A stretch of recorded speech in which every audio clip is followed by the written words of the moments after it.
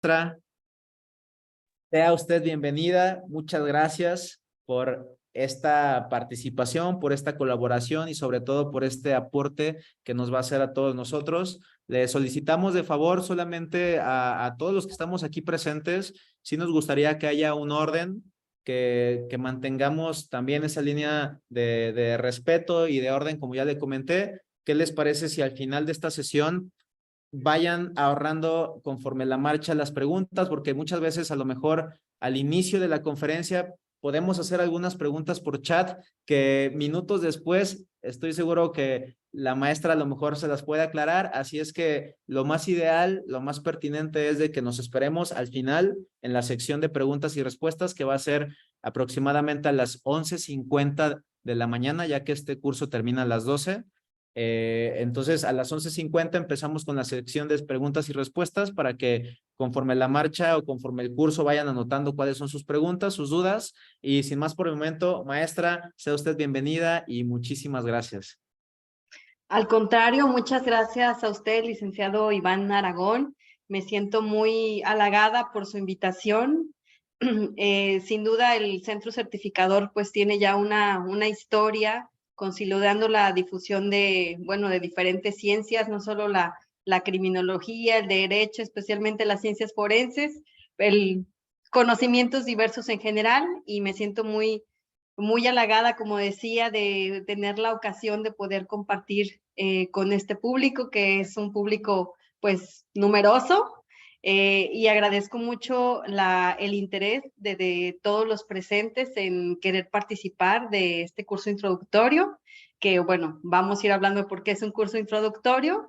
Y bueno, sé que entre las personas que están hoy como público hay también varios expertos en la materia, lo cual para mí, además de muy gratificante, porque sé que la sesión de hoy va a ser muy enriquecedora tanto para una servidora como espero para ustedes también, pues vamos aportando nuevos elementos desde las diferentes trincheras donde nos ubicamos todos, que nos hacen crecer profesionalmente y pues en el mejor de los casos llevar los conocimientos que adquiramos en esta jornada y en las sucesivas que vengan a nuestros campos laborales para una mejor sociedad. Creo que ese es el ideal, nuestro ideal de todos los días, tener una mejor sociedad, pese a todas las estadísticas, los indicadores y las noticias que a veces son como pues tan abrumadoras. Bien, pues ya una vez que el licenciado Iván me presentó y que yo también di algunas palabras de introducción y de agradecerle su presencia, me gustaría, por supuesto, respetando el orden, como ya lo decía el licenciado Aragón, a mí me encantaría conocer si hay personas de diferentes estados de la República, porque eso para mí es un dato muy interesante y muy importante también. Si alguien que se quiere presentar ahí en el chat, soy fulanito, fulanita, soy de tal estado. ¿Por qué? Porque pues tenemos en México una suerte de federalismo que siempre marca una distinción tanto en nuestro país como en otros países que tienen una legislación homologada. Por ejemplo, en Colombia, la misma constitución, las mismas leyes, los mismos códigos son aplicados en todo el país, a diferencia de, especialmente hablando de cuestiones penales, a diferencia de México, donde tenemos una diversidad de leyes estatales que, si bien se concentran en la Constitución, pueden variar incluso en lo que en un estado se considera delito y en otro no. Entonces, así de abismales son nuestras diferencias, gracias a este federalismo que tenemos y que pues da distinción sobre cómo se define y hasta qué es el delito y qué no es el delito. Lo cual, en el caso de los adolescentes en conflicto, no es la excepción. También se van a dar variaciones significativas en este sentido. Y también de los menores de 12 años, de los infantes en conflicto con la ley, que así los vengo llamando yo, por mi trabajo y por mi estudio, para poder discriminar al grupo de los más pequeños, de los infantes que son los menores de 12, y los mayores de 12, que son los adolescentes. Entonces, acá ya los estoy leyendo. Los y las, Oaxaca, San Luis Potosí, Baja California, Guerrero, Guanajuato, Puebla,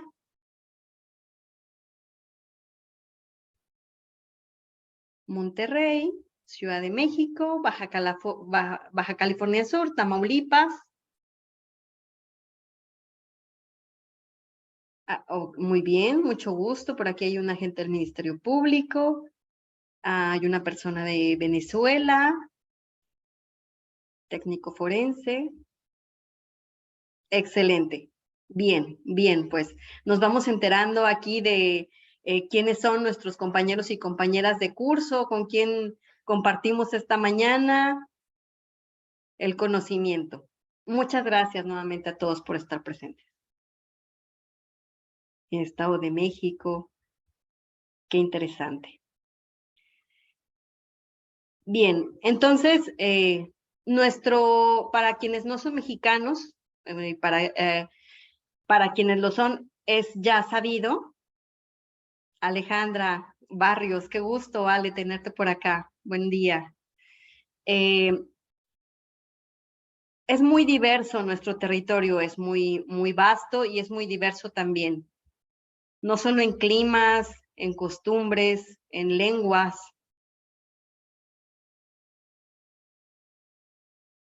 Me voy a permitir compartir pantalla.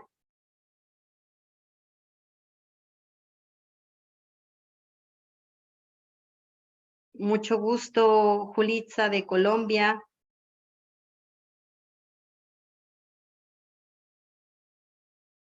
Bien.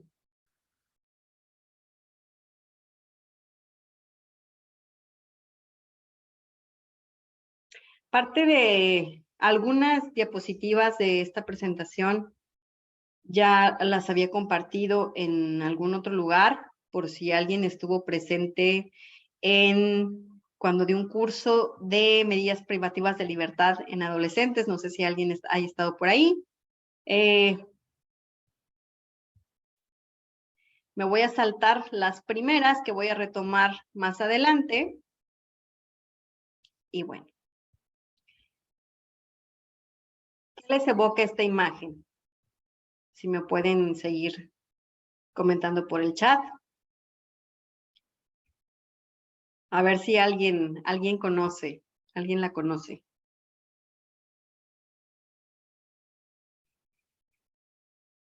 Así es. Sí, aquí ya me están comentando, es una serie de Netflix. Abogada autista, ok. No, yo no le había dado ese diagnóstico.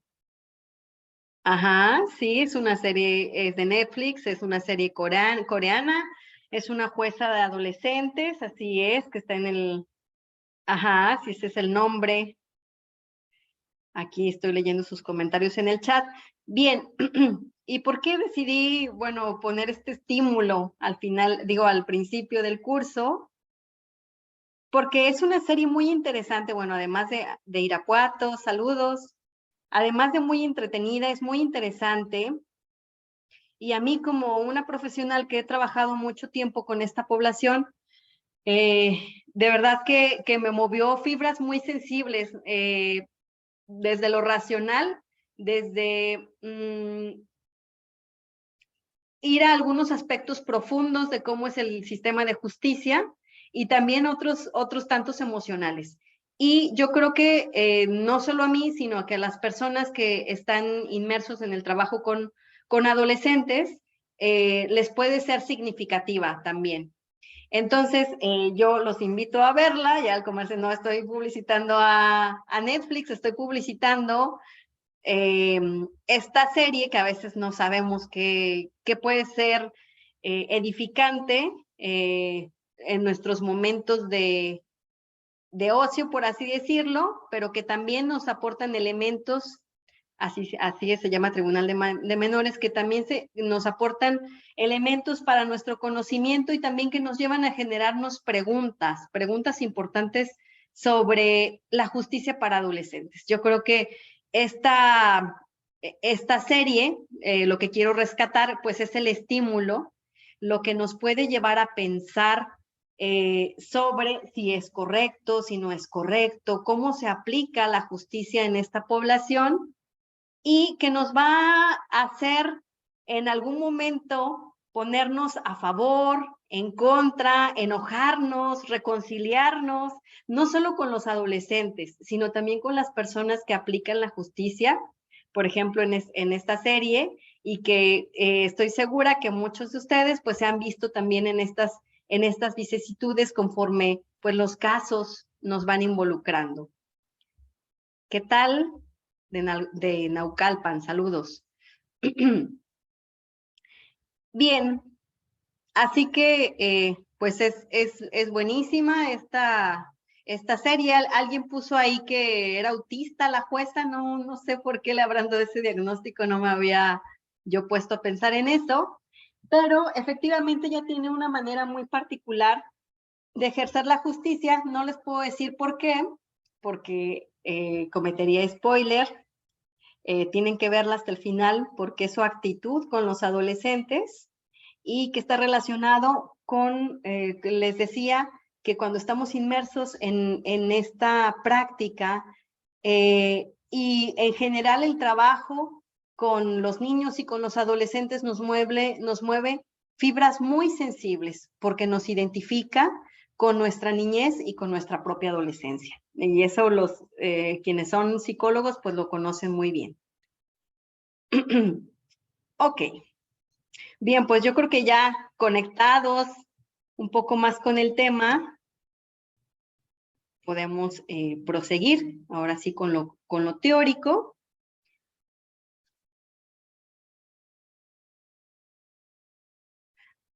Ok, no conozco esta otra serie de la que me están comentando.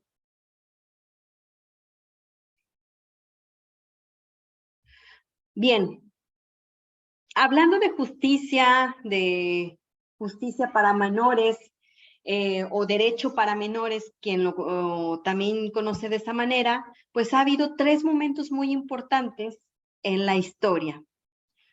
Uno ha sido el momento del discernimiento. Ok.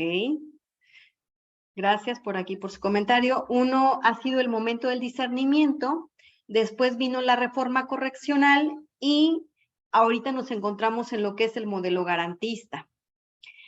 El discernimiento, que fue el primer momento, tiene que ver con que los menores de edad eran juzgados de acuerdo, así se consideraba en pues, las evaluaciones, aunque estas fueran muy rudimentarias, las que les pudieran aplicar, o en la discrecionalidad o el juicio del juez, de quien juzga, valga la redundancia, si se identificaba en ese menor de edad, esa persona menor de edad, algunos elementos que lo pudieran hacer pensar que tenía capacidad para discriminar sus actos o no.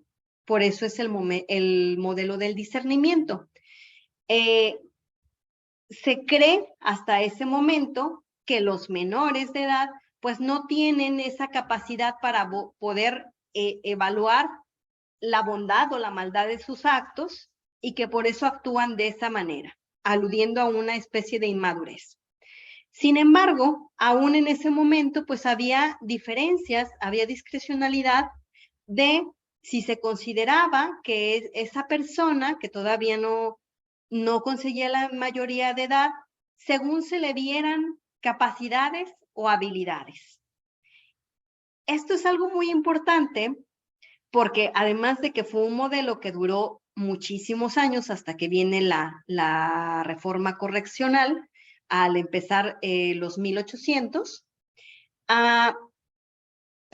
marca toda una forma de hacer intervención con los menores y en algunos países todavía se juzga de esa manera, con un modelo de discernimiento. Entonces se pueden hacer ajustes en las medidas de acuerdo a si se considera o no que ese niño o esa niña, refiriéndome como a todas las personas menores de 18 años, tiene una capacidad para saber si sus actos son correctos o incorrectos.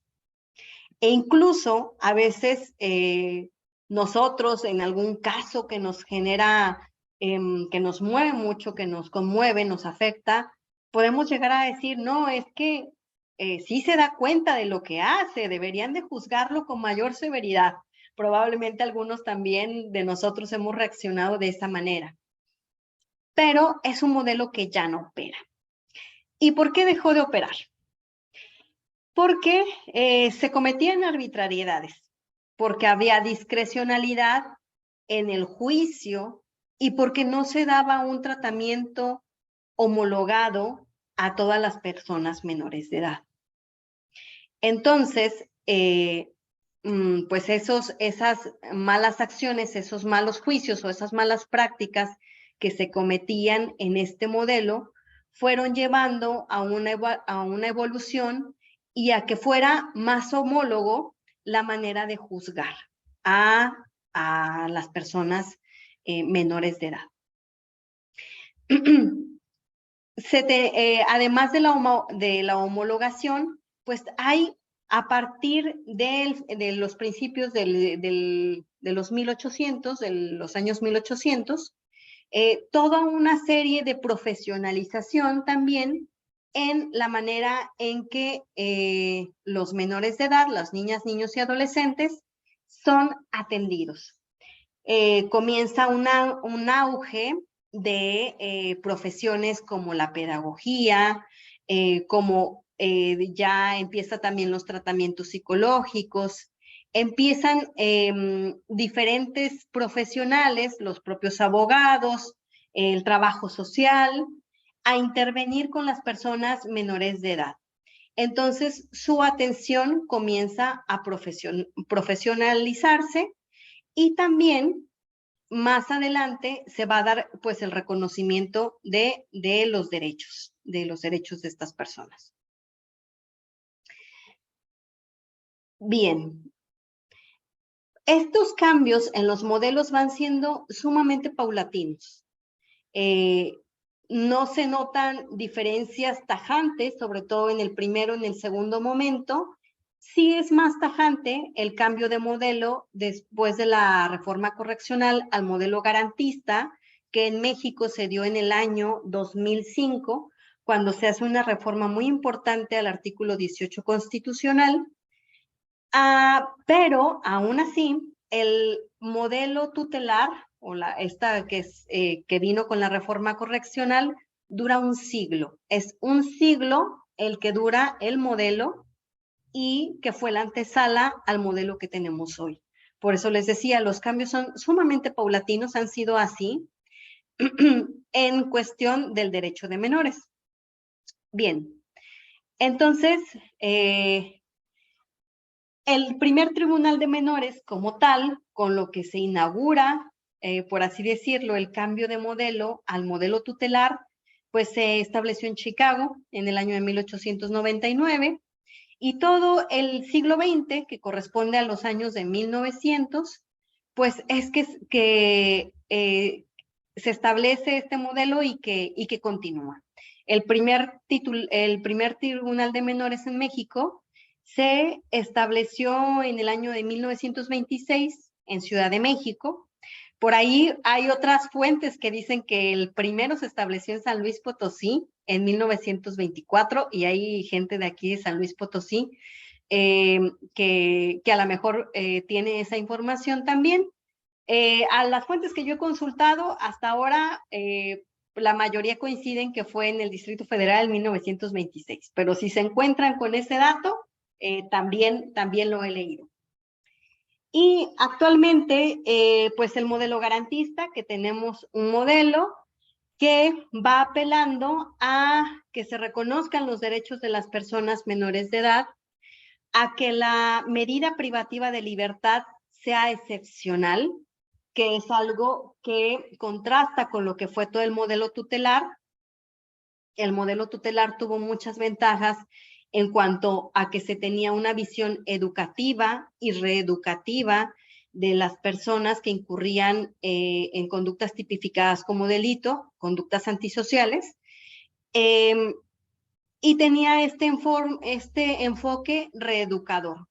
Y también una visión proteccionista e incluso paternalista sobre las personas que tenían estas conductas. Sin embargo, no por el hecho de que haya sido una visión paternalista, proteccionista, tutelar, que se abocara en la corrección de las conductas a través de la reeducación, quiere decir que no se privara de la libertad. Es un modelo en el que era muy recurrente la privación de la libertad. Incluso había pues unas granjas de rehabilitación donde se llevaba a los niños y a los jóvenes como internarlos en lugares apartados para rehabilitarlos. Y esto era muy frecuente. Las granjas pues eran oficiales, eran reconocidas, estaban bien instaladas, bien implantadas.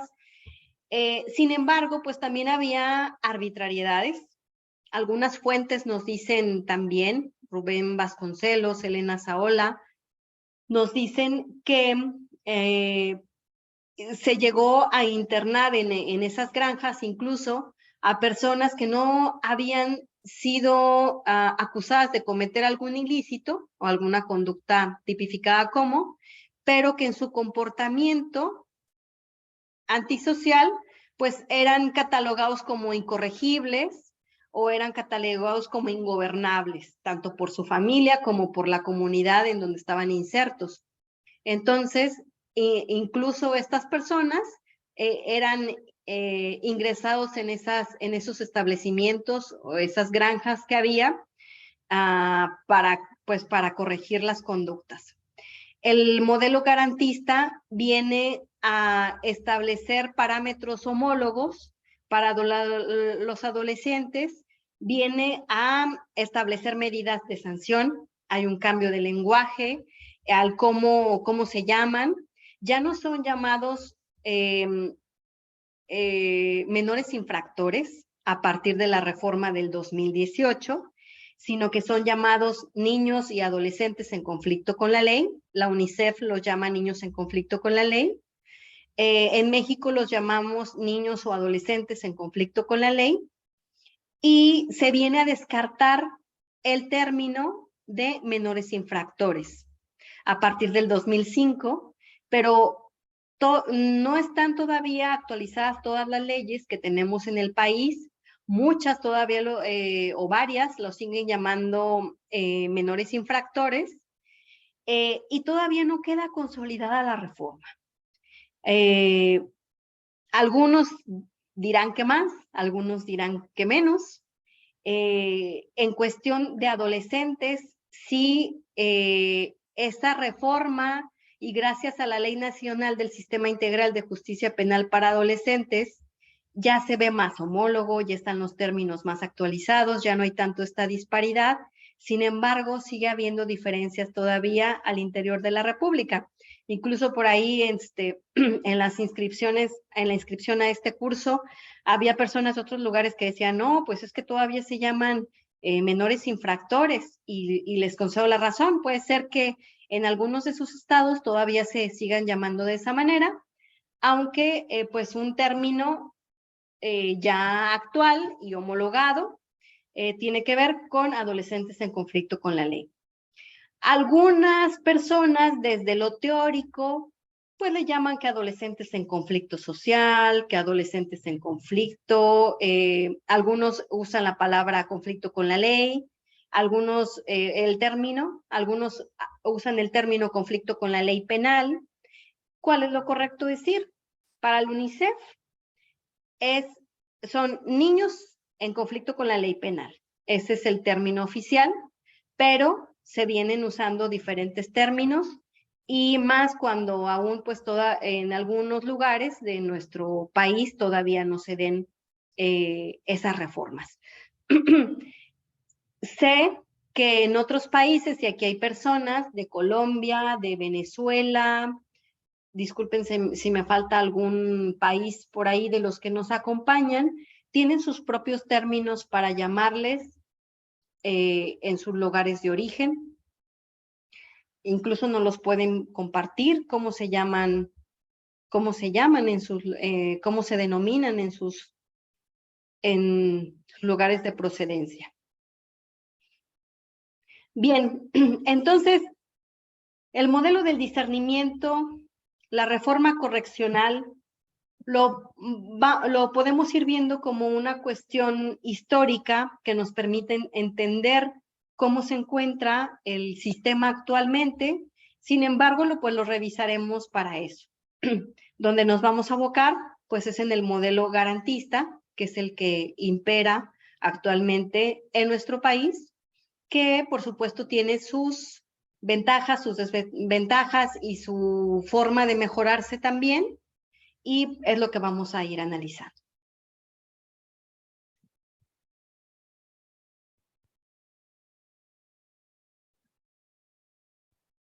Antecedentes muy importantes de la legislación internacional, que los voy a mencionar hoy de manera muy somera, pero que a todas las personas que trabajamos, hagan de cuenta que son como acordeones, como guías que debemos de tener bajo la manga, porque de ahí se sostiene nuestra práctica.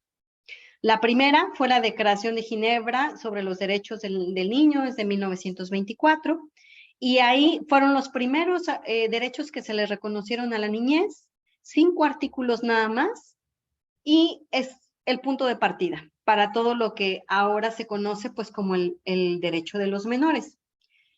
Viene después la Declaración de los Derechos del Niño de 1959, que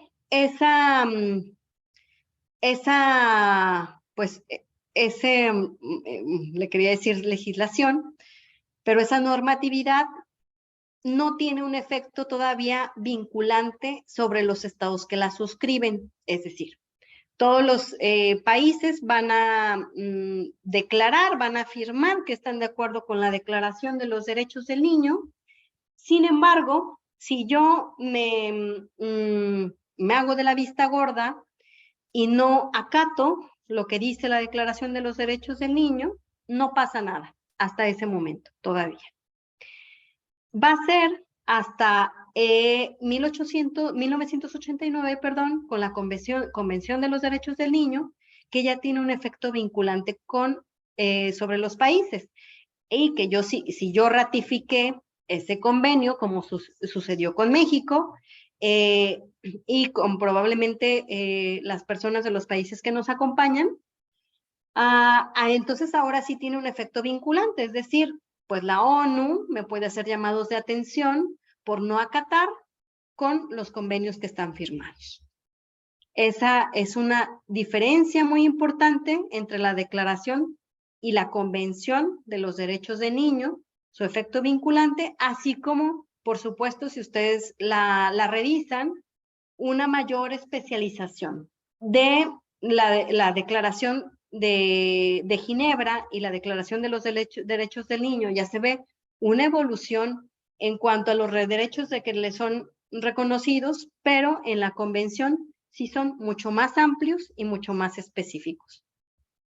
Bien, después en el año 85 vienen las reglas mínimas de las Naciones Unidas para la administración de la justicia de menores, las reglas de Beijing, que son sumamente importantes y que, como su nombre lo dice, son las primeras reglas que se imponen, que se administran para pues sostener lo que es la justicia de menores.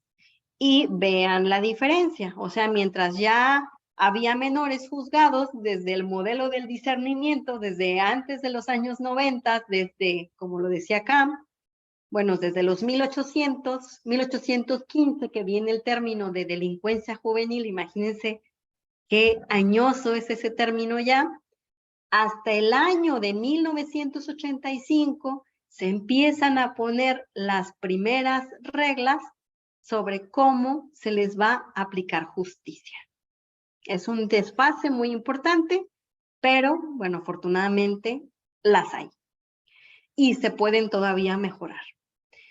En 1990 vienen las directrices de las Naciones Unidas para la prevención de la delincuencia juvenil, que son las directrices de Riad, por la ciudad donde se dictan o donde se convinieron.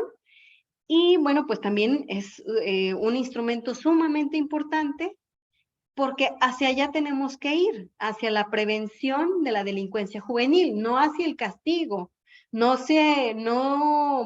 hacia hacer reglas más severas, sino prevenir que los niños y los adolescentes lleguen a conductas antisociales o francamente delictivas.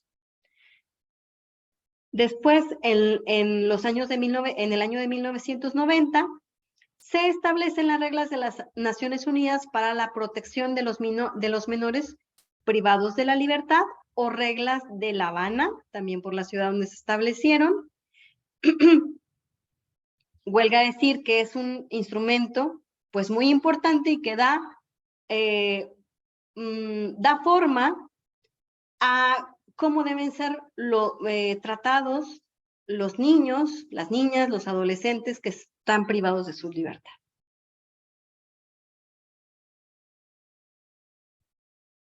Todos estos instrumentos internacionales sumamente importantes para quienes nos dedicamos en nuestra profesión a este ámbito, pero que también para las personas que no se dedican profesionalmente a esto, que es importante que ustedes conozcan que estas reglas existen y que, por supuesto, también se pueden investigar para la profesión que ejerzan, para su desarrollo académico, si algunos son maestros, también para su enseñanza, etcétera, para su formación en general.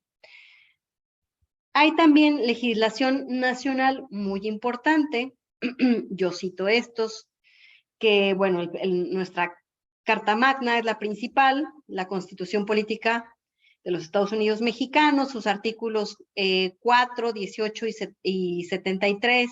Para quienes no son mexicanos, nuestra Constitución vigente se promulgó en 1917, ya tenemos un siglo con esta Constitución. No quiere decir que siga exactamente igual, al contrario, se está reformando constantemente. Y en cuestión de derechos de niñas, niños y adolescentes y la justicia que a ellos se impone, también ha habido reformas recientes muy importantes, como lo es la Ley General de los Derechos de Niñas, Niños y Adolescentes.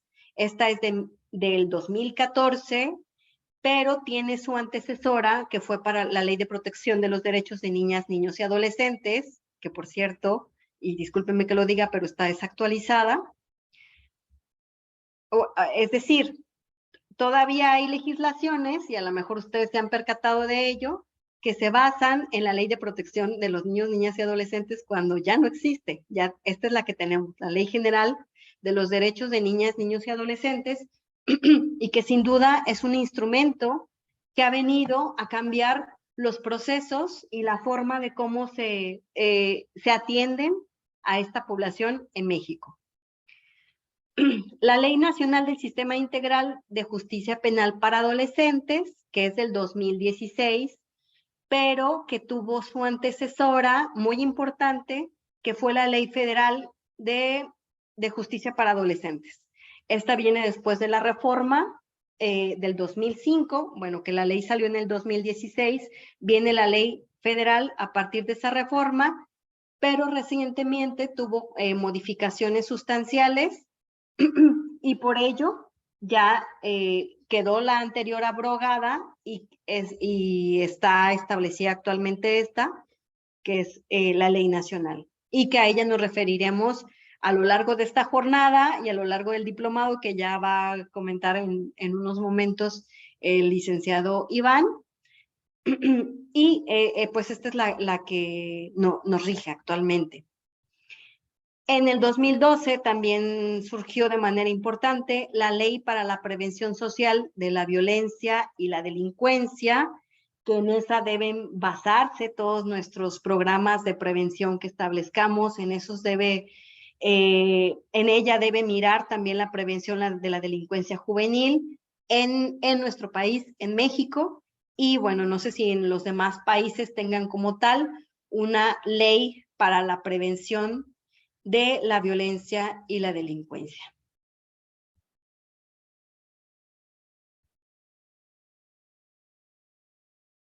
Bien, si está por ahí el licenciado Aragón. Sí, aquí andamos, maestra. Excelente. ¿Le gustaría que hiciéramos en este momento el break, licenciado? Mire, como comenzamos un poco tarde, me gustaría que nos continuáramos y ya a lo mejor, faltando 15 minutos, hablo un poco sobre lo que vamos a ver más adelante y ya con la sección de preguntas y respuestas, porque veo que están muy interesados, veo que nos mantenemos en el mismo nivel de conectados, así que no dudo que sigamos los mismos al último. De acuerdo, muchas gracias. Sí. Perfecto, entonces continuamos. Ruth Villanueva, que es pues una destacada abogada mexicana, doctora por la UNAM. Me parece que su doctorado fue en Derecho Penal también. Bien, pero ha hecho importantes contribuciones en materia de justicia para niñas, niños y adolescentes, entre otros grandes también. Y pues ella, a partir de la reforma del 18 constitucional, hizo muchas publicaciones, tiene muchos libros muy interesantes sobre el tema que nos convoca el día de hoy, y puntualmente estableció en un artículo, del cual les cito algunas partes, los beneficios que trajo la reforma del artículo 18. Y se los voy a compartir. Ahí también yo voy a hacer un poco mi crítica de lo que sí, de lo que no. En materia de adolescentes, por supuesto que sí, todo aplica. Pero voy a hacer algunas anotaciones sobre los menores de 12 años, que como ya algunas personas que me conocen saben, pues es una población que yo he investigado a lo largo de ya de algunos años. Bien, entonces como un primer beneficio, pues es la obligación de establecer un sistema integral de justicia para personas que hayan realizado una conducta tipificada como delito por leyes penales y tengan más de 12 años y menos de 18 años. Eso fue lo primero, muy importante, que fuera un sistema integral, que fuera para todos los adolescentes y poner la edad, que sean de los 12 a los 18 años. Si se fijan, esto viene a poner ruido con el discernimiento. El discernimiento dice, bueno, y también con la reforma correccional y con lo que existía antes. Bien puede tener el niño 9, pero si le vemos que ella actúa como adolescente, entonces vamos a juzgarlo como un adolescente, vamos a juzgarlo como de más de 12 años, porque ya se le ve que está muy vivaracho y que entonces, pues ya sabe lo que es bueno y lo que es malo. Hay esta modificación y se impone tajantemente una edad. ¿Para qué? Pues para no tener esa discriminación, esa discrecionalidad y juzgar a un niño excepcionalmente porque lo vemos más maduro, porque lo vemos más inteligente, diríamos en términos de hoy, en términos pues psicológicos, profesionales, porque le vemos esas características o las evaluamos con instrumentos y no lo podemos juzgar como uno de 9. Entonces, algunas personas podrán quejarse, sobre todo las personas afectadas por los adolescentes o los niños, pero lo cierto es que si se establecen tajantemente estas edades, es para proteger a los grupos y reconocerle los derechos de una manera más uniforme. Entonces, en eso se basa el hecho de que las edades se establezcan de esa manera, para que pues haya esto, una garantía y que no los niños más pequeños sean juzgados como adultos, o que los adultos o los adolescentes, perdónenme, sean juzgados como niños más pequeños, de 9, de 8. Por eso es que se establecen de esta manera.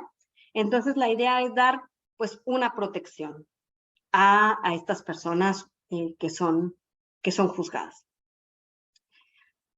La Constitución Federal garantiza a los menores infractores el goce de derechos fundamentales que la propia Ley Suprema reconoce para todo individuo, así como aquellos derechos específicos que tienen por su condición de personas en desarrollo. Creo que se explica solo lo que viene aquí a puntuar Ruth Villanueva.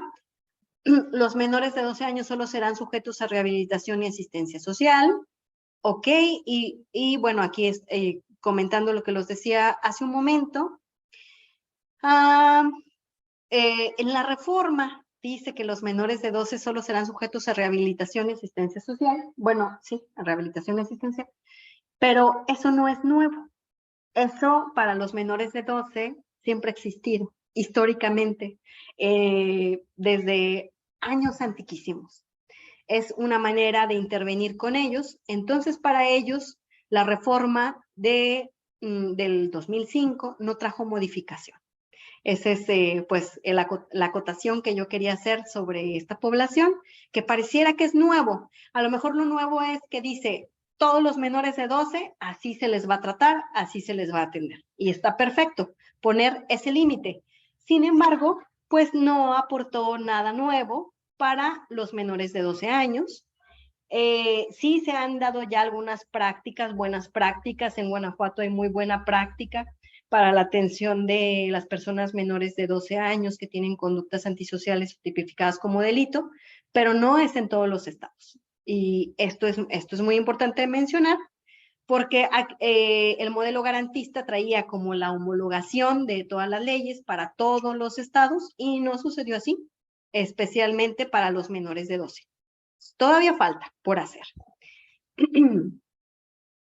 Se lleva a cabo la creación de instituciones, tribunales, autoridades especializados en procuración e impartición de justicia para adolescentes, y esto ha sucedido al interior de los gobiernos en México, la creación de instituciones, tribunales, autoridades especializados. Incluso aquí en el público que hoy nos acompaña hay personas que son estos profesionales que se encargan de atender los adolescentes.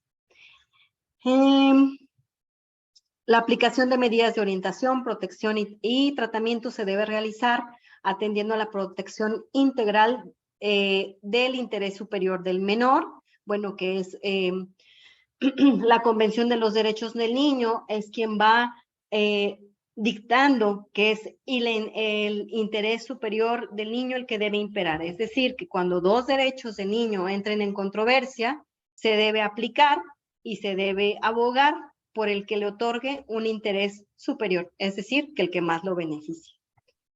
Por ejemplo, bueno, en el derecho a tener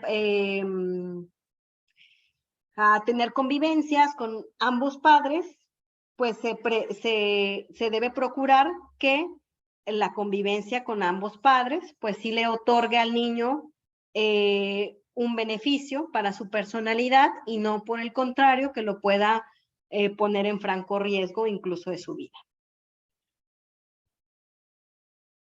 Se dispone de establecer formas alternativas de justicia a que debe tener el acceso el menor, niña, niño, adolescente, por ejemplo, aquellas de justicia alternativa, medidas que ahora tenemos, sí, justamente eso, de medidas alternas para los adolescentes, que tienen que ver con el sistema restaurativo, con la justicia restaurativa, y que actualmente incluso son las que más se aplican en la población.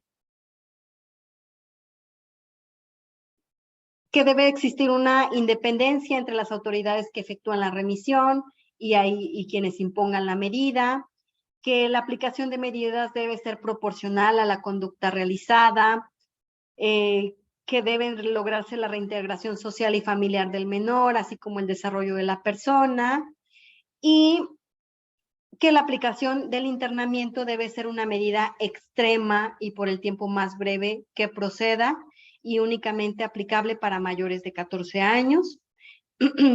Sabemos que sí, que la privación de la libertad es únicamente para los mayores de 14 años y que 5 años son lo máximo que se puede tener esta medida.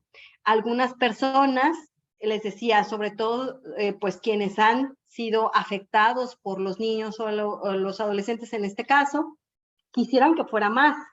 Sin embargo, pues las convenciones han establecido que esa es la edad máxima que se les va a dar. El tiempo máximo, 5 años.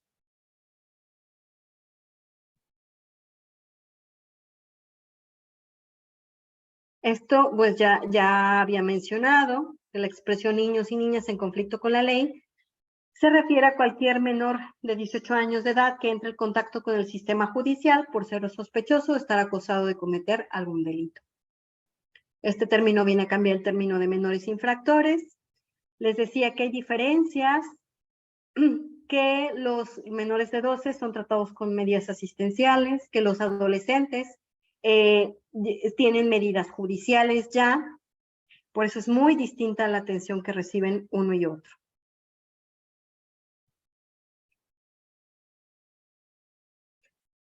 Y tenemos aquí algunas diferencias que establece la Ley Nacional del Sistema Integral de Justicia Penal para Adolescentes del 2016.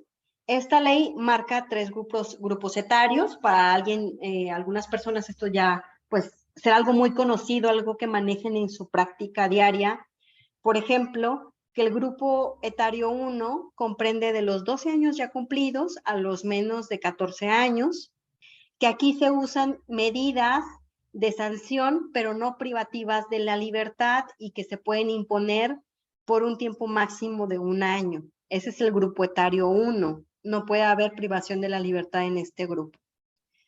En el grupo etario 2, ahí comprende a las personas que se ubican entre los 14 años ya cumplidos y los que tengan menos de 16 años de edad.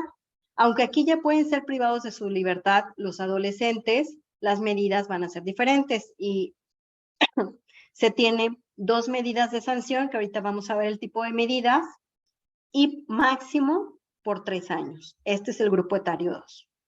Y el grupo etario 3 va de los 16 años cumplidos a los menos de 18 años, aunque en el centro de internamiento para adolescentes hay personas de más de 18 años y ahorita lo vemos por qué. Bueno, sí, ahorita lo explico mejor para no extenderme. Y pueden tener hasta 2 medidas de sanción y se imponen máximo por 5 años. Tenemos estos 3 grupos etarios. ¿Y qué creen? Pues que es muy importante que no solo nosotros que tenemos interés nos informemos de esto, porque hasta el crimen organizado sabe de esto. Por eso es que lamentablemente, muy lamentablemente para nuestra sociedad, ustedes conocen que los niños han sido reclutados actualmente por los cárteles. Y esto es una práctica que ha ido creciendo exponencialmente y que es una situación tristísima para todos. Entonces, los cárteles pues conocen cuántos años le van a dar al chamaco, qué medidas le pueden imponer, que de 14 a 16 años son menos, que de 16 años para arriba son más, que si tienes 12 años no te van a agarrar, como dicen, no te van a agarrar, no te van a encerrar. Los cárteles conocen todo eso y lamentablemente pues se han aprovechado de estas situaciones para pues reclutar a los niños y involucrarlos en diferentes actividades que son muy, muy diversas. Y pues las más tristes pues es el sicariato, como conocemos, porque pues se priva de lo más valioso que hay para una persona, que es la vida. Bien, entonces, Y algunos pensarán, pues entonces hay que poner penas más severas para, para los niños, para los adolescentes, para que los cárteles no vengan y los recluten porque la ley es light. Pues no. Más bien creo que la visión que tendríamos que tener es qué podemos hacer para que en México y en otros países no haya tantos cárteles, no haya tanta inseguridad, no haya tanta pobreza, los niños no sean corrompidos a tan temprana edad, porque entonces ponemos el foco de a quién tenemos que castigar, a los niños, cuando pues a quien tendríamos que pues castigarlo por alguna forma, pero a quien tendríamos que establecer, con quien tendríamos que establecer medidas y sí castigar cuando hay un delito, pues es a los adultos. Entonces no hay que perder el foco de qué es lo que se necesita para evitar este tipo de conductas en las personas menores de 18 años y pues por supuesto que sí, pues darle la atención y las medidas que se necesiten, al menos apegados a la ley, a la legislación y a lo que tenemos actualmente. Populismo penal, no sé si han escuchado ese término. Ese término tiene que ver con que algunos casos que sacuden y que pues ponen la atención y el foco de toda la sociedad en pues estos casos paradigmáticos, van apelando a un populismo penal, a qué la sociedad dice que tenemos que hacer con estos casos. Y regularmente, pues son las penas más severas, es lo que más trasciende, penas más severas, a edades más tempranas, y esto es lo que va diciendo el populismo penal en el caso de los adolescentes. Pues hay que tener cuidado con esto porque como hemos visto, viene una evolución de muchos siglos y a quien piense que juzgar a un niño como adolescente nada más porque se ve más vivo o porque ya puede discriminar el bien del mal, no es una persona que esté actualizada, más bien ese modelo ya se superó porque vienen otros modelos. En Estados Unidos, por ejemplo, es una legislación muy interesante, pero muy complicada, que todavía aplica mucho del discernimiento.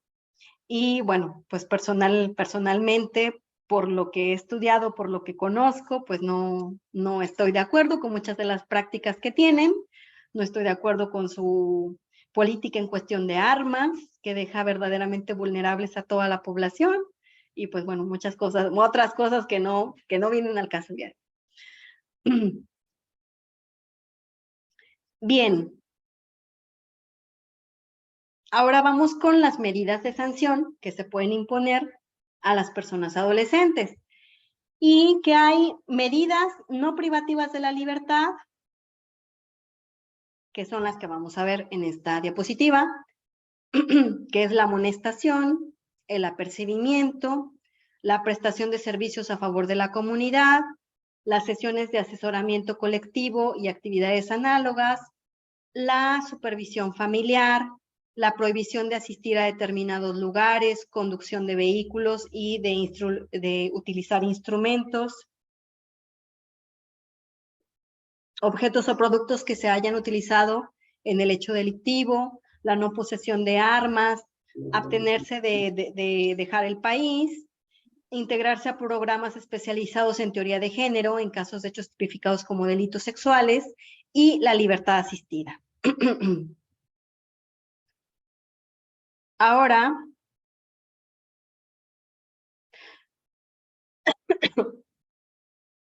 otras medidas de sanción, que son las medidas privativas o restrictivas de la libertad, por ejemplo, la estancia domiciliaria, que puede ser menor a 1 año, el internamiento, que es por máximo 5 años, y se otorga en casos como homicidio calificado, violación tumultuaria, secuestro, trata de personas y delincuencia organizada, el semi-internamiento o internamiento en tiempo libre, y que debe ser menor a 1 año, y que la medida cautelar de prisión preventiva se aplicará máximo por 5 meses y exceptuará al grupo etario 1. En prisión preventiva no se puede superar este límite. Y bueno, esto es una de las carencias graves del sistema penal mexicano. Una alta cantidad de la población en México privada de la libertad está en prisión preventiva. Es decir, no ha tenido un juicio. Y pues es lo principal, que una persona detenida tiene derecho a un juicio expedito en el menor tiempo posible. Bueno, al menos en los adolescentes no está así de grave la situación.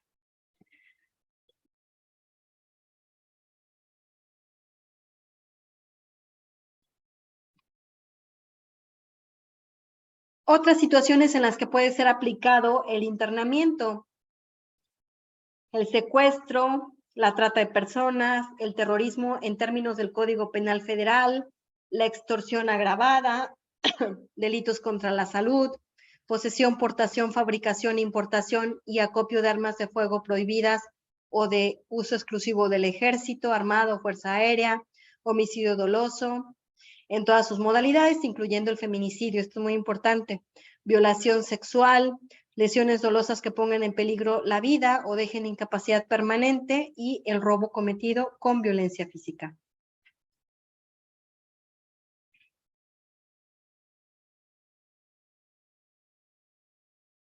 Bueno, les tengo algunos datos de la primera encuesta nacional de adolescentes en el sistema de justicia penal. No se ha aplicado otra nueva. Yo esperaría que ya no se tarden, que apliquen una nueva encuesta porque estos datos son muy valiosos. Y bueno, a propósito de lo que acabamos de revisar anteriormente, quisiera comentarles a propósito del caso de Eric, un joven de Chihuahua, no sé si se enteraron de ese caso. Es muy importante por la movilización que generó, y es que sucede que este muchacho menor de edad agrede a su novia, también menor de edad, Mía se llama, la joven, vive, gracias a Dios, y él la atacó, pues le propinó 47 puñaladas con arma blanca, ninguna fue letal, pero pues sí dejaron su cuerpo bastante lesionado. No sé si hay alguien aquí de Chihuahua, no quiero criticar al gobierno de Chihuahua, por supuesto, pero bueno, pues hay cosas que comentar del caso. Y es que al momento de que hacen el juicio de este joven, pues no le dan ninguna medida privativa de libertad. ¿Qué opinan? Me gustaría conocer su opinión. Quien se anime, ¿eh? No tienen que opinar forzosamente, pero me gustaría que alguien al menos pudiera decirme si conoció ese caso y qué opina. ¿Qué opina en cuestión de...? Bueno, hay otra parte que les quería comentar. Sucede esto, la chica pues va al hospital, evidentemente, por las lesiones que le provocó Eric, y entonces, bueno, se dan cuenta que no le dan ninguna medida privativa de libertad, y hay una gran movilización porque haya reformas, y esto fue apenas hace un par de meses, haya reformas en esta ley nacional del Sistema Integral de Justicia Penal para Adolescentes para que incluyan entre los delitos graves el feminicidio. Lo que dijeron las autoridades, al menos públicamente, es que no había elementos en la ley de justicia para adolescentes para detener a este joven y darle una medida privativa de la libertad. ¿Cómo ven? Si ustedes fueran jueces, ¿qué opinarían al respecto?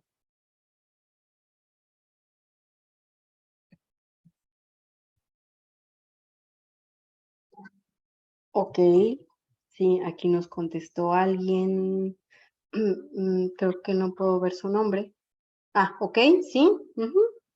Nos dice que es difícil mencionar una opinión sin tener más elementos, sin embargo es un peligro que esté libre, ya que es impulsivo, poco razonable. Ok.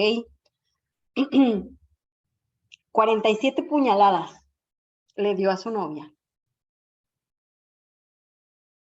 Como juez, creo que el principio de legalidad está muy presente en ellos. ¿Ok?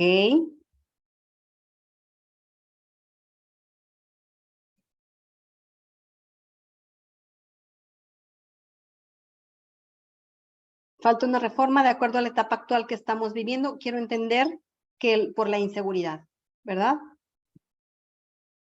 Ah, Pilar Barraza. Creo que si es la misma Pilar que yo conozco, nos conocemos. Un gusto saludarla. Faltó valoración de este sujeto por el personal de psicología, por lo menos una medida cautelar debe haberla para la protección de la chica. Exacto. Sí, realmente, muchas gracias por su participación. Sí me interesaba conocerla porque estos casos son así, son casos, no por el hecho de que sean menores de 18 años, quiere decir que sean casos sencillos, no.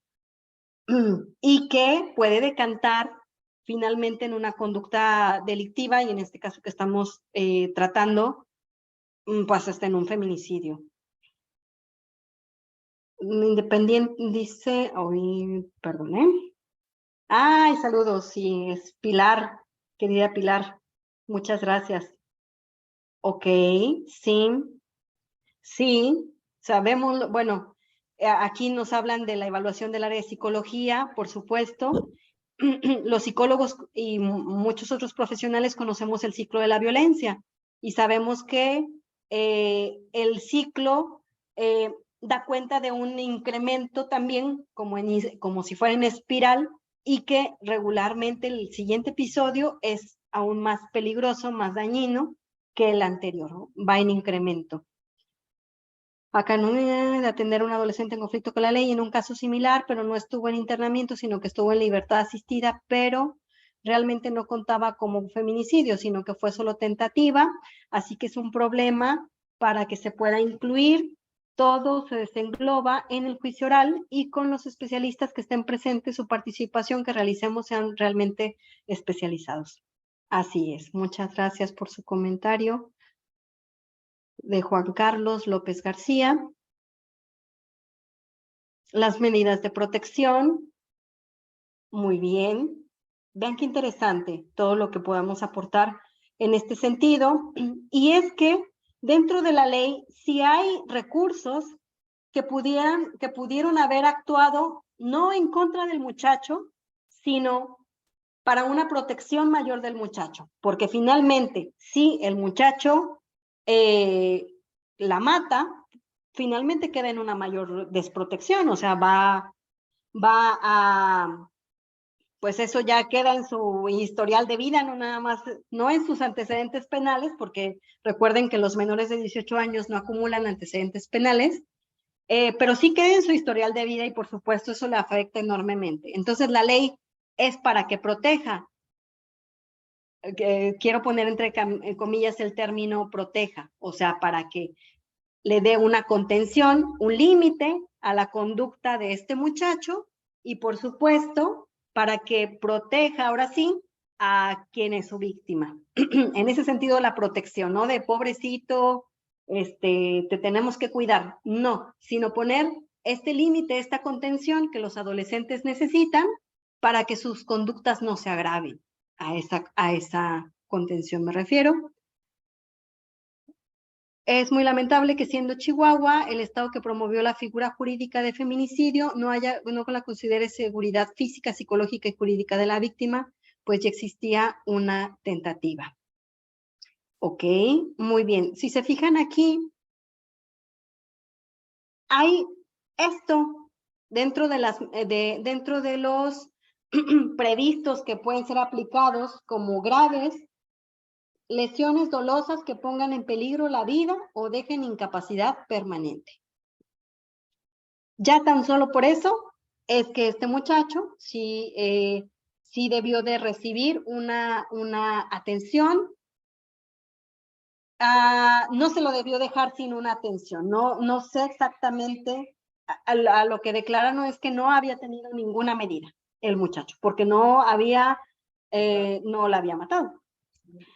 Y porque ninguna de las de las lesiones la dejó hospitalizada, ¿sí? O sea, sí estuvo en el hospital un tiempo, pero ninguna le provocó una incapacidad, me refiero a eso, y no tuvo ninguna medida. Entonces, recursos y medidas sí había al por mayor en la legislación para que lo pudieran aplicar y para que previnieran una conducta mucho más grave, pues actuada por él.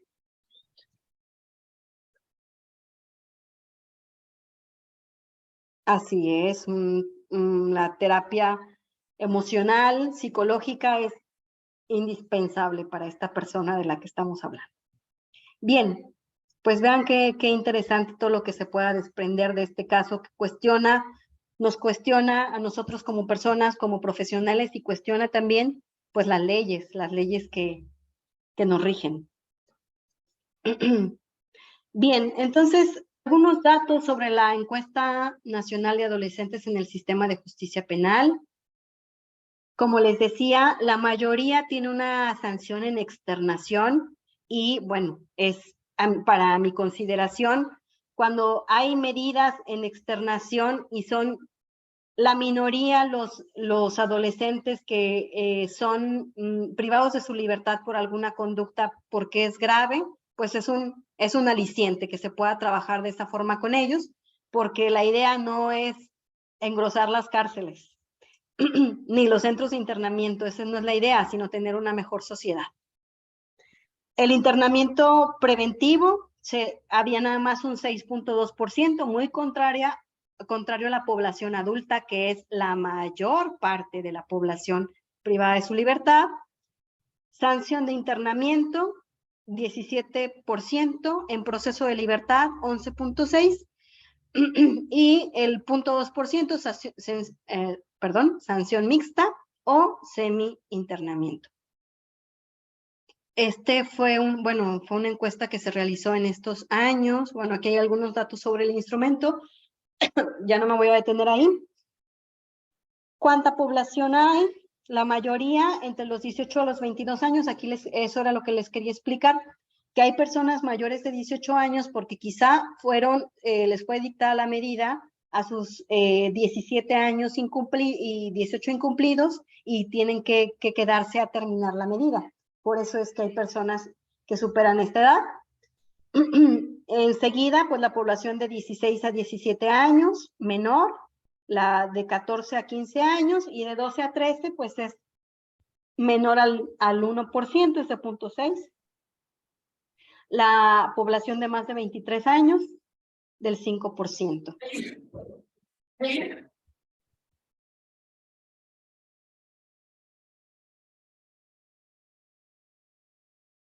Muchas gracias por el dato que aquí nos aporta.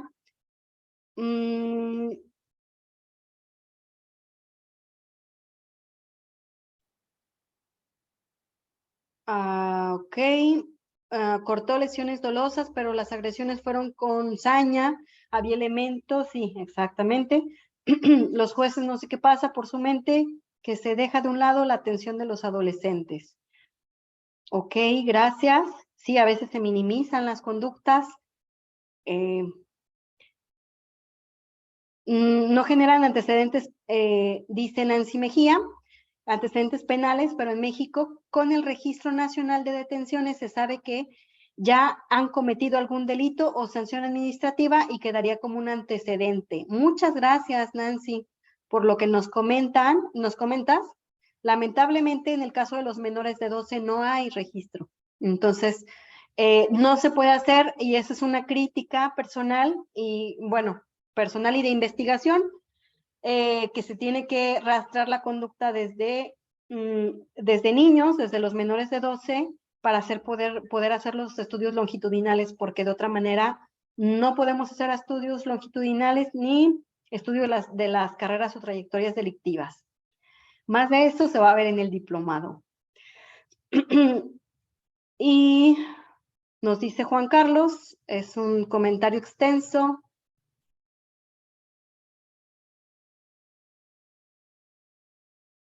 Ok, el plan individualizado, gracias por comentarlo, esto es muy importante. Sí, además, se puede hacer un plan individualizado tiene que serlo para cada adolescente, según lo requiera, en base a su conducta, en base a los elementos que él posee de personalidad, psicológicos, de su red social, de muchas cosas. Si pudiera explicar más el que no generan antecedentes penales. Ok. Bueno, no quisiera detenerme ahorita tanto en este tema, porque creo que es un poco controversial, pero sí, en México se da una constancia. Ahora entró otra vez eso en boga, que si era legal o no tener, o constitucional o no, que te pidieran para algunos trabajos una constancia de que no has tenido antecedentes penales, es decir, que no has, no has sido juzgado y recibido una pena por la presunción de algún delito.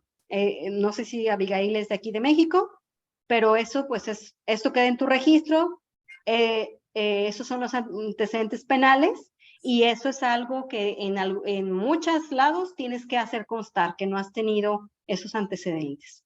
Muchas gracias. Aquí me dejó un comentario, que no se lee su nombre, pero lo agradezco. Bien.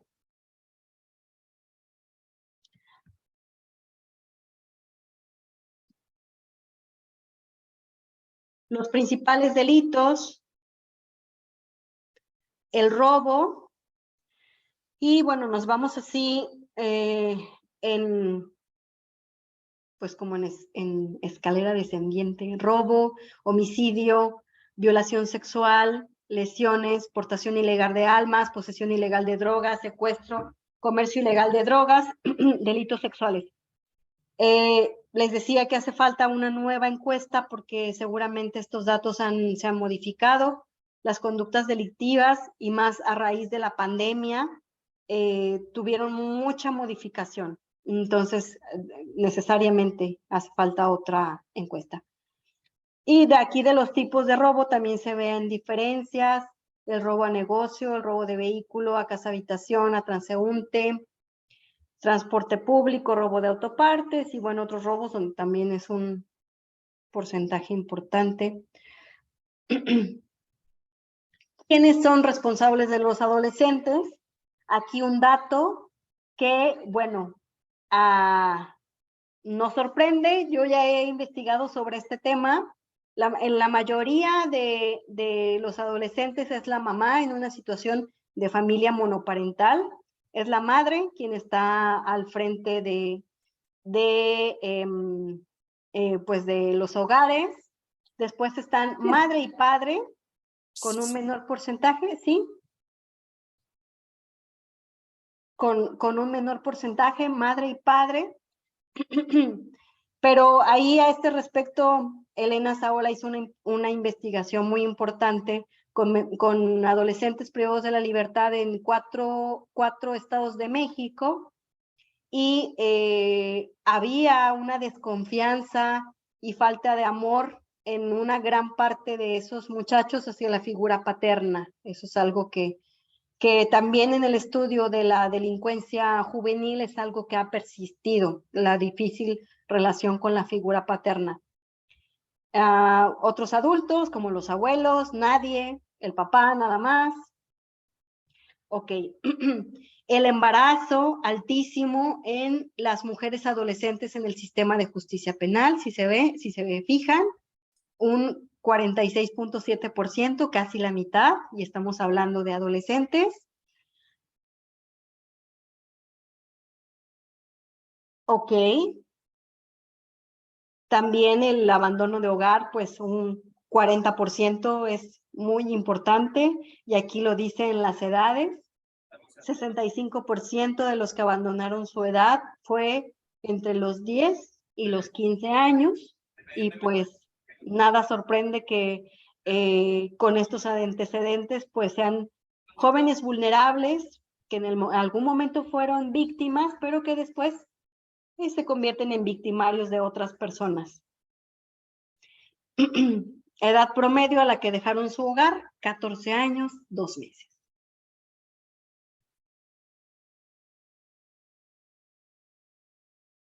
De quienes realizan las detenciones, en mayor porcentaje la policía municipal, la preventiva, después el ministerial o el judicial, la policía estatal, la policía federal, el ejército y de forma descendiente. Y se le pidió en esta misma encuesta que los mismos adolescentes evaluaran el procedimiento penal. Muy interesante. Y entonces ellos dicen, bueno, esta ya fue una tabla que yo elaboré a partir de los datos que ellos proporcionan, que muy bien el tiempo transcurrido entre la detención y la llegada al MP, que muy bien la actuación del MP y el ejercicio de los derechos de ellos como detenidos, que sí se les tomó la declaración, que fue oportuna y que entendió lo que le dijeron, que sí muy bien los bienes o servicios proporcionados por el centro, que sí muy bien el conocimiento del plan individualizado, que la medida de internamiento favoreció que siguiera estudiando, altísimo, 89%, que más del 64% de adolescentes en externación recibió ayuda psicológica, lo cual como psicóloga y como persona que ha trabajado con esta población, pues aplaudo. Y ¿cuáles son las áreas de oportunidad que ellos mismos detectan? Violencia física recibida durante la detención, la mitad lo reportó. Violencia psicológica recibida durante la detención, todavía mayor a la física. Victimización vivida en los centros de internamiento, 31%, es alta. El hacinamiento, 37.7%, a pesar de que hay muchísimos en externación, hay una suerte de internamiento, de hacinamiento en 37.7%, y corrupción detectada al interior del centro, 17%. Estas son las áreas de oportunidad que los mismos adolescentes detectan en el procedimiento penal. Bien, un mapa según los estados de riesgo de violencia asociada con el crimen organizado, con impacto en niños y adolescentes. Está muy interesante ese texto, se llama así, indicadores en el índice estatal de riesgo de violencia asociada con el crimen organizado con impacto en niños y adolescentes. Así estamos, cómo ha impactado esto a nuestra población infantil. Los estados con un índice más preocupante, acá está Baja California, está Chihuahua, está Guanajuato, y si no me equivoco es Guerrero, ¿verdad? Y Guerrero. Bueno. Y las expectativas de los propios adolescentes en cuanto a su reinserción.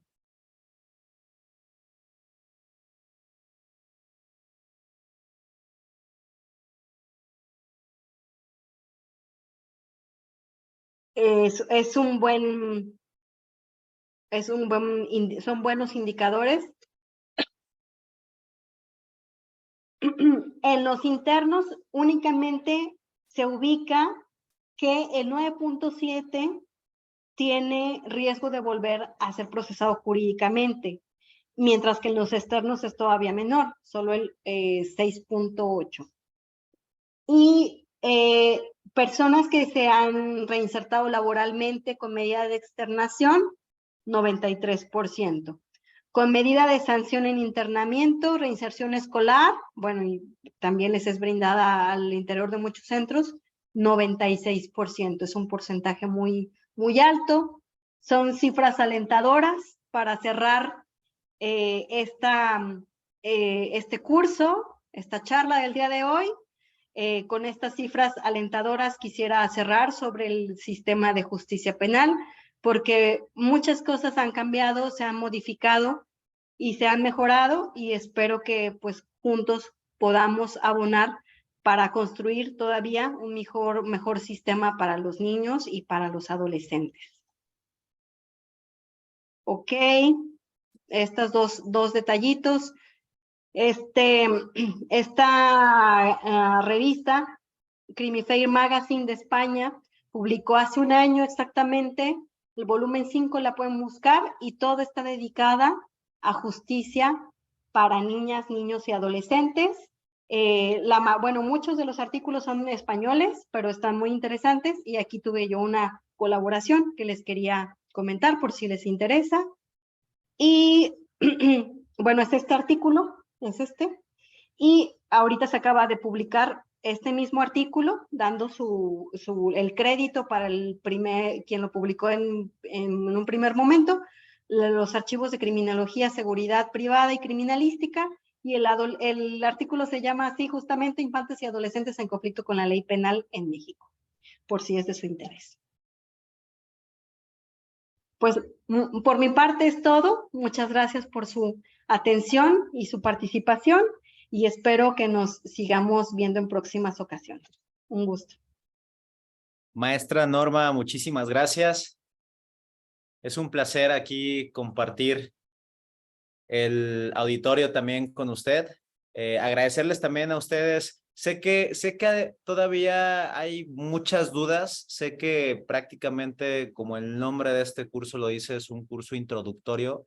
Me gustaría, si me lo permiten, compartirles pantalla para mostrarles. De hecho, este link se los voy a proporcionar a ustedes a través del grupo de WhatsApp del cual hemos tenido contacto, así como también más contenido de valor. Les agradecemos que continúen en el grupo de WhatsApp. Realmente nuestro interés es seguirles compartiendo, como les comento, ese contenido de valor, porque muchas veces yo, por ejemplo, yo sigo muchas páginas en donde sé que me aportan algo, ¿no?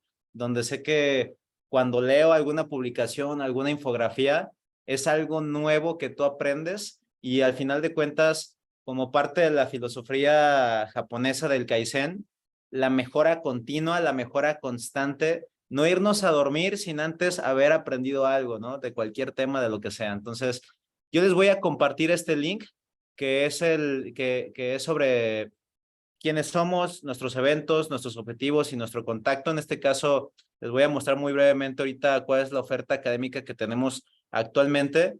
Estos son diplomados incluso que hoy inician algunos de estos. Tenemos diplomados en medicina forense, función policial y derechos humanos, seguridad patrimonial y gestión de recursos, seguridad, control y prevención de la violencia escolar, odontología forense, y los próximos también es grafoscopía y documentos cuestionados, seguridad nacional y gestión de recursos y justicia penal para adolescentes.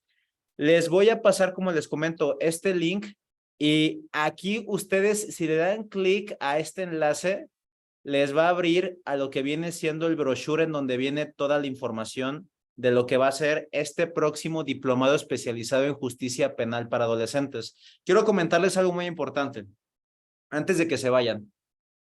Si bien es cierto, sí nos interesa mucho y procuramos mucho la calidad docente, así como también planes y programas de estudio que estén actualizados.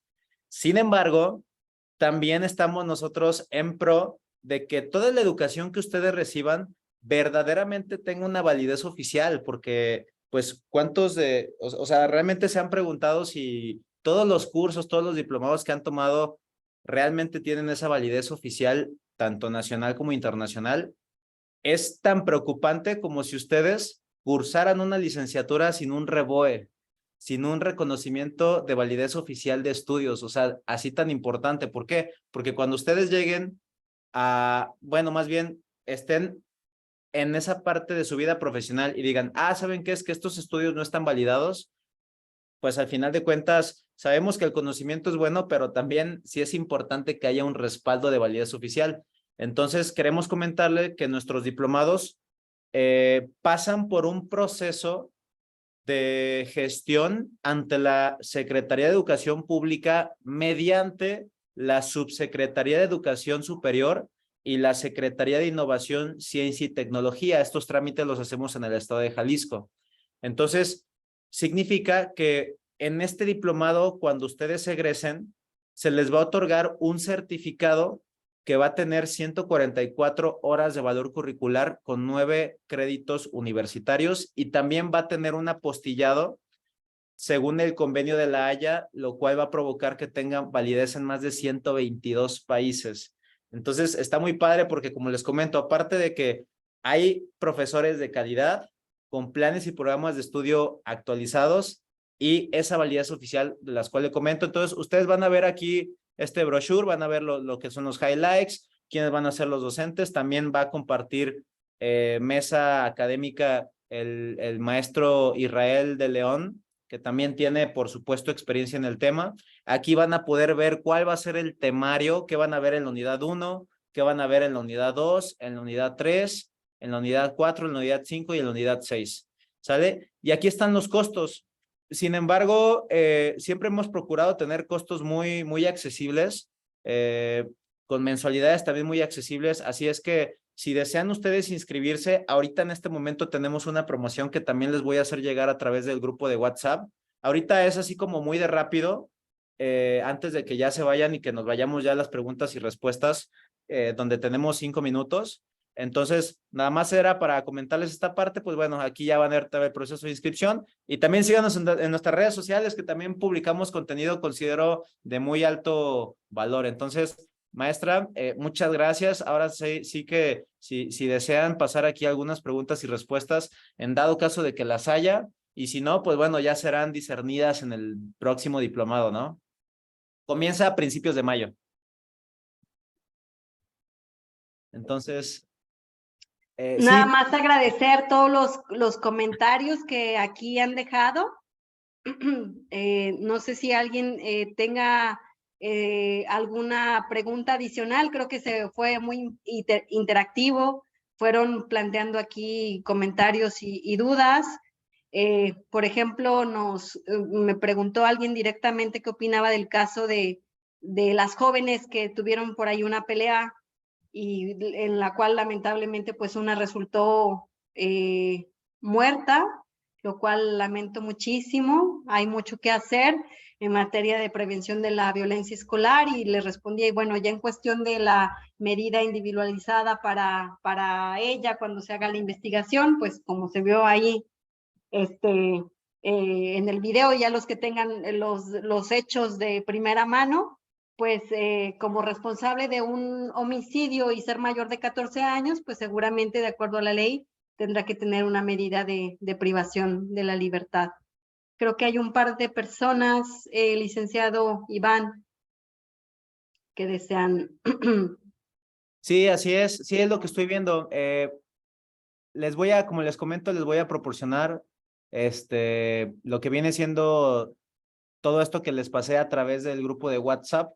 Entonces, pues ahí vamos a tener contacto. Ya nada más es cuestión de, ya si definitivamente ustedes dicen, ¿saben qué? No es de mi interés seguir aprendiendo sobre estos temas. Igual tienen toda la confianza de salirse del grupo, no pasa absolutamente nada. De todos modos, aquí estamos a sus órdenes para servirle. Maestra, muchísimas gracias. Nos estamos viendo en el próximo diplomado, que tiene una duración de 6 meses, por cierto. Y esperando que todos tengan un excelente día. Muchas gracias.